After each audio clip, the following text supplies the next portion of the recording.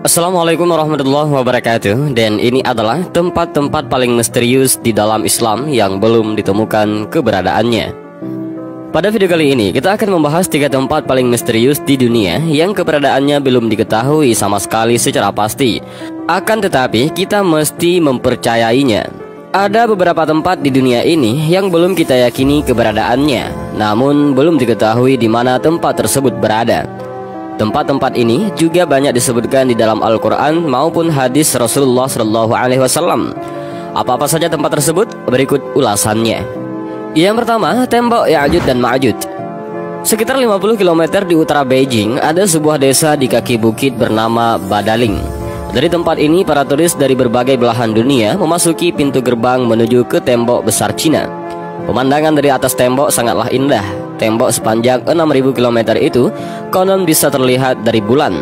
Banyak orang menyangka itulah tembok yang dibuat oleh Zulkarnain dalam surah Al-Kahfi.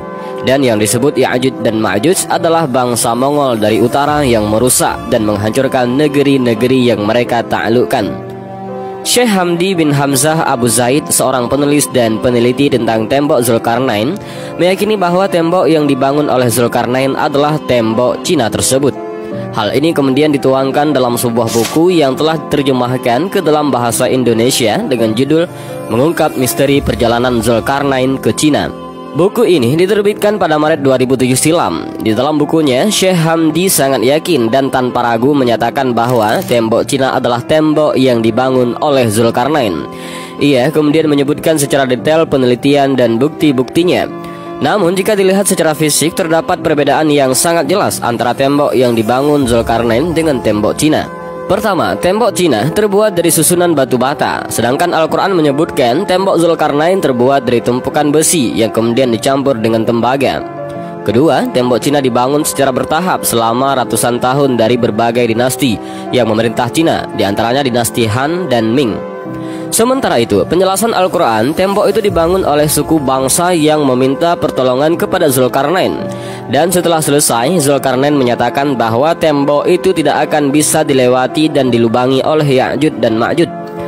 Berbeda dengan penjelasan Syekh Hamdi bin Hamzah Abu Zaid, Abdullah Yusuf Ali dalam tafsir The Holy Quran menuliskan bahwa di Uzbekistan, tepatnya di distrik Haisar, sekitar 240 km di sebelah tenggara Bukhara, ada celah sempit di antara gunung-gunung batu, letaknya di jalur utama antara Turkestan ke India.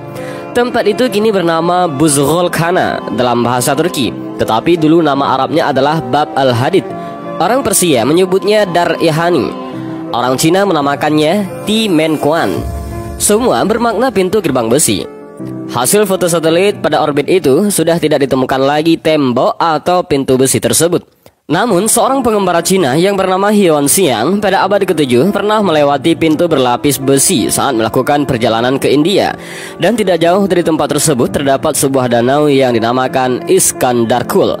Pada tahun 842, Khalifah Abbasiyah Al-Wasik Billah mengutus sebuah tim ke gerbang tersebut yang dipimpin oleh Salam.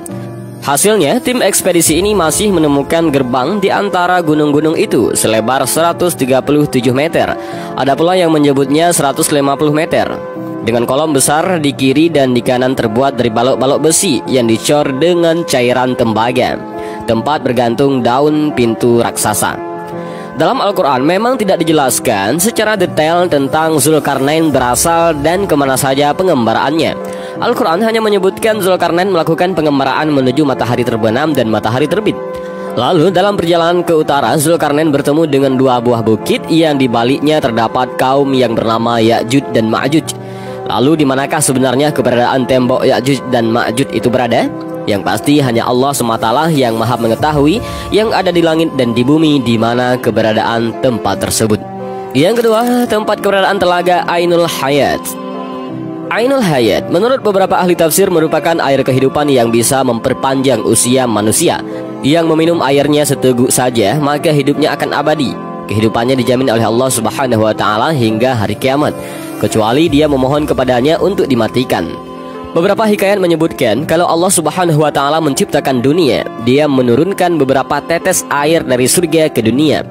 Salah satu tetesnya kemudian berubah menjadi Ainul Hayat atau si mata air keabadian. Beberapa riwayat juga menyebutkan bahwa Dajjal sebagai musuh nyata manusia pernah mandi dan minum air ini sehingga tetap hidup hingga saat ini. Tidak hanya Dajjal, seorang nabi bernama Khidir juga dipercaya masih hidup hingga saat ini dikarenakan meminum air ini. Di mana sebenarnya letak Ainul Hayat ini berada? Beberapa pendapat mengatakan bahwa letak Ainul Hayat yang dijaga Nabi Khidir berada di Pulau Bermuda. Oleh karena itu, banyak kapal dan orang yang hilang ketika melewati daerah tersebut karena para setan berbondong-bondong mengelilingi tempat tersebut untuk merebut Ainul Hayat. Jika memang benar tempat tersebut memang benar adanya, sekali lagi, hanya Allah yang maha mengetahui di mana sebenarnya tempat yang dipercaya dapat membuat manusia menjadi hidup abadi karena izinnya ini berada. Yang ketiga, pulau tempat Dajjal dikurung. Dajjal diyakini sebagai salah satu makhluk penanda akhir zaman. Sampai sekarang keberadaan makhluk tersebut pun masih banyak dipertanyakan. Banyak yang menyebut Dajjal saat ini masih dikurung di sebuah pulau dan akan keluar begitu akhir zaman sudah dekat. Namun di mana letak Dajjal dikurung? Tidak ada yang mengetahuinya dikarenakan begitu minimnya informasi mengenai di mana Dajjal dikurung. Ada beberapa pendapat yang mengatakan jika Dajjal dikurung di sebuah pulau yang bernama Socotra yang terletak di Samudra Hindia. Kepulauan ini terletak 80 km sebelah timur dari Tandu Afrika dan 380 km sebelah selatan dari Jazirah Arab. Kepulauan ini sangat terisolasi hingga sepertiga dari floranya tidak dapat ditemui di tempat lain selain di kepulauan ini. Namun hal ini pun tidak memiliki dalil yang kuat sehingga banyak para ulama yang tidak setuju mengenai hal ini. Akan tetapi sebagai umat Islam kita wajib mengimani akan keberadaan Dajjal, sang pembawa fitnah besar yang akan keluar di akhir zaman. Sebagaimana sabda Rasulullah SAW dalam sebuah hadis sahih dari Abu Umamah. Rasulullah SAW bersabda, "Wahai sekalian manusia, sungguh tidak ada fitnah yang lebih besar dari fitnah Dajjal di muka bumi ini semenjak Allah menciptakan anak cucu Adam. Tidak ada satu nabi pun yang diutus oleh Allah melainkan ia akan memperingatkan kepada umatnya mengenai fitnah Dajjal. Sedangkan aku adalah nabi yang paling terakhir dan kalian juga umat yang paling terakhir. Maka tidak dapat dipungkiri lagi bahwa Dajjal akan muncul di tengah-tengah kalian." Hadis ini dikeluarkan dalam Sahih Al-Jami'ah As-Saghir. Syekh Albani mengatakan bahwa hadis ini sahih.